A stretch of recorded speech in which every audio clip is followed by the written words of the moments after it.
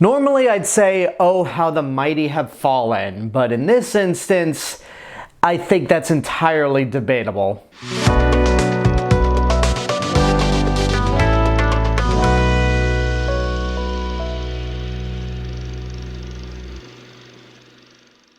Hey everyone, it's Alexander Robinson. Welcome to the channel, and this is my review for Aquaman and the Lost Kingdom, the sequel to 2018's Aquaman, once again directed by James Wan, and it's the 15th and final film in the DC Extended Universe. In this movie, Arthur Curry, once again played by Jason Momoa, is trying to figure out how to juggle his life between being King of Atlantis and being a father for the first time. He has a newborn son, and there's just a lot of pressure on him to try to accomplish both tasks to the best he can. Unfortunately, things start to get even more complicated with the return of Black Manta, who not only has his ongoing vendetta against Aquaman for the death of his father, but he's come across an ancient trident that has a history with a long-lost kingdom, hence the title of the movie.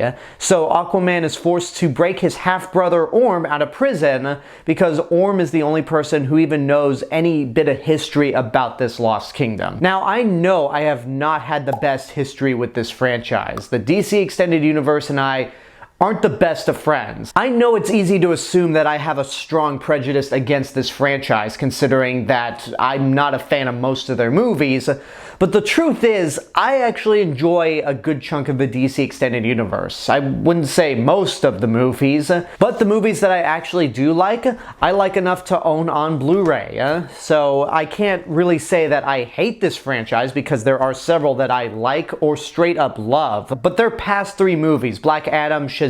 Fury of the Gods, and The Flash, have not really lived up to expectations and have actually gotten worse as they go along. But this being the final film in this franchise, I wanted to go in with the best of intentions. I wanted to give this the benefit of the doubt, to leave any prejudice I have at the door, and just try to enjoy this movie for what it is. Because I am not a huge fan of the first Aquaman. I didn't like it when I first saw it in theaters, but when I saw it a second time on HBO Max, or Max as it's called right now, I actually started to warm up to it a little more. Things that I missed the first time around actually made more sense on a second viewing. I was able to have more fun with it the second time around.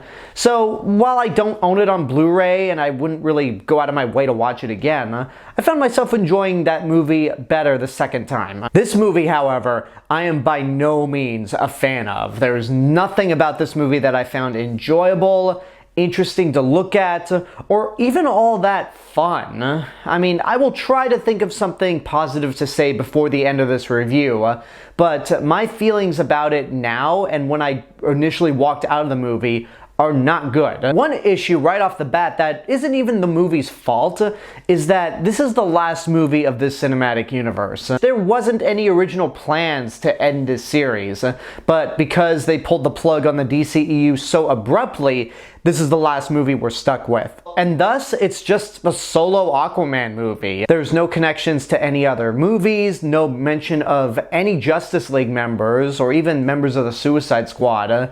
It's very much a standalone movie. And I do understand that Ben Affleck was supposed to make one final appearance as Batman, but clearly that didn't happen. So we're just stuck with the final film of this series being a solo Aquaman story, which again, is not the movie's fault, because James Wan and everyone involved making this film didn't plan for this to be the grand finale to this series. So it's not really fair to hold that against this movie. Now, that being said, if I'm to judge this movie just on its own merits, it is just not fun at all. It's just an ugly movie.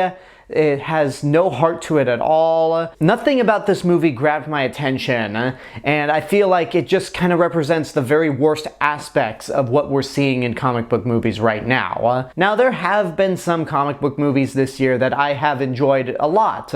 Some of them I actually think I enjoy more than most people did, but that's me. But we've gotten a lot of bad ones, and after seeing so many bad comic book movies in a row, this one just feels very stale and done before. Putting aside all those tired tropes that we've seen in other comic book movies, this is just a mess all around. Like, the editing is super shoddy. Sometimes it'll give you whiplash just because of how frequently the movie jumps from scene to scene, or even just simple shots. All of the dialogue in this movie is just exposition, it's cliched lines, and there's an over-reliance on ADR to the point where it is super obvious when characters have had lines dubbed over. Most of the time, characters are saying stuff off camera, and it just doesn't feel organic. The actors themselves are very much a mixed bag. Jason Momoa is still doing his best in this role. It's clear that he brings his own spin to the character,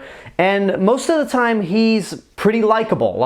I'm not talking about just this movie exclusively, but his entirety in the DC Extended Universe. His character might be goofier in these standalone movies than he is in either cut of Justice League, but I always felt like Arthur Curry on the Justice League side of the DCEU was the most human character. Like, he just felt like the most real person of the bunch, when everyone else is either straight up obnoxious or so bland that they just feel like cardboard cutouts. And for his final outing, Jason Momoa does do a really good job. Patrick Wilson is actually better this time around as Orm, and that's shocking to say because I thought he was one of the worst aspects of the last movie.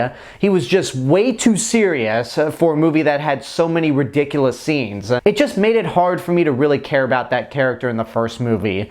This time around, I don't buy entirely into the brother relationship, but I found him to be more fun. There are moments where I thought like he was more in line with what the movie is trying to be. And the dynamic that both Arthur Curry and Orm have with each other worked for me. Amber Heard is barely in the movie. She was in it more than I thought she would be, considering all the controversies surrounding her and the fact that she only appears in one shot of the trailer.